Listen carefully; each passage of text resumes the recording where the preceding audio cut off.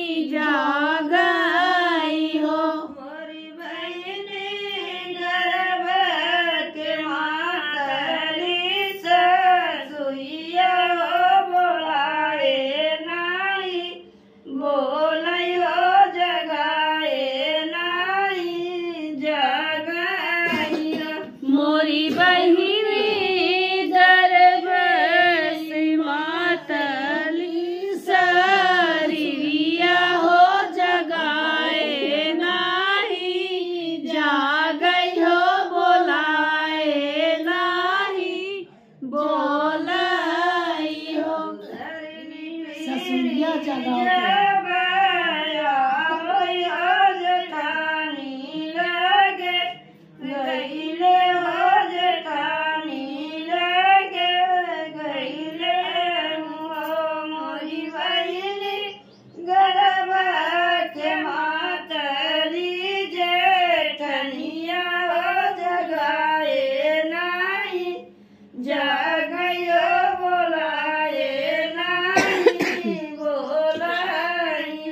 मोरी बहिनी गर्भ से मातल मोर जेठनिया हो जगाए नाही, जागई हो बोलाए नाही, बोलाई हो। मोरी बहिनी गर्भ के मातली जेठनिया हो जगाए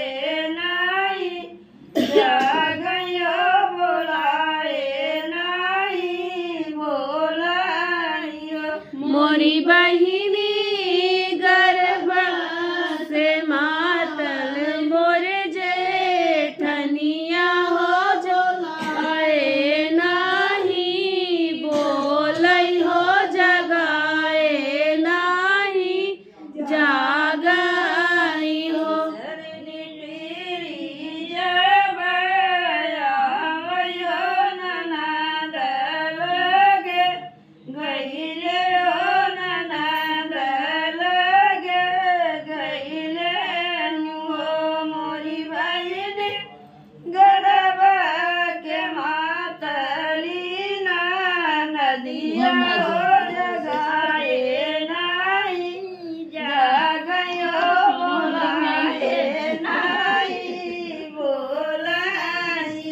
मोरी बहिनी गर्भ से मातली नदिया हो जगाए नाही, जागई हो बोलाए नाही, बोलाई हो। मोरी बहिनी गर्भ से मातली नदिया हो जगाए जागयो बोलाए नाही, मोरी बहिनी गर्भ से मातल मोर नदिया हो जगाए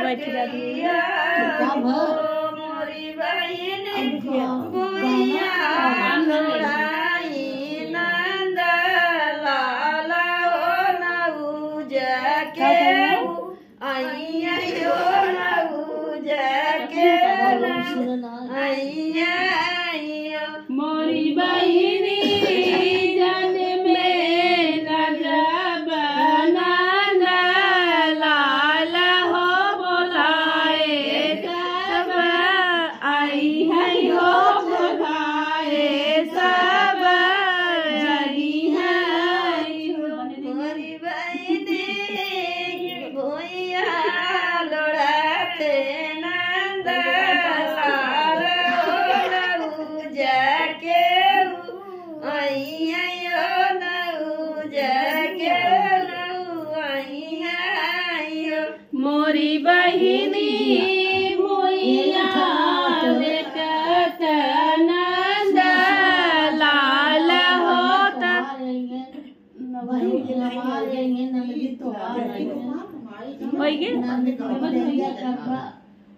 सो फ्रेंड, तो हमारा गाना कैसा लगा आप लोगों को, आप लोग प्लीज़ कमेंट करके जरूर बताना। और जो लोग मेरे चैनल पे नए लोग प्लीज़ मेरे चैनल को सब्सक्राइब करें, वीडियो को लाइक शेयर कमेंट करें। मेरी वीडियो कैसी लगती है प्लीज़ कमेंट में ज़रूर बताएं।